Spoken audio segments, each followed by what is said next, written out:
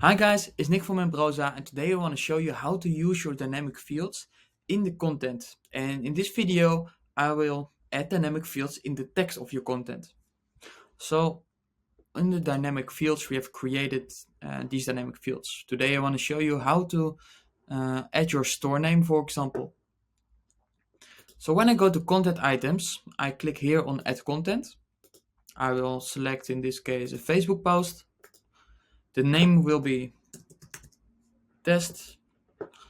I will select quick a picture. And here at the text, we can add the dynamic fields. So if I want to say find this shop name at this address, I can type find, I can add a token, and a token will be a dynamic field. Find the store name. We just created a dynamic field there. So right now we have find store name, add, and then we select the address. The address of the participant is not a specific dynamic field we have created, but we already have this information.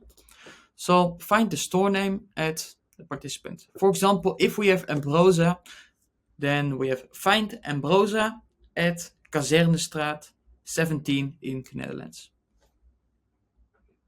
This will be the text. Then availability, shareable from app and protected, you can select. We click on save. And then we have the post right here with the dynamic fields in the text. Thank you for watching. Bye bye.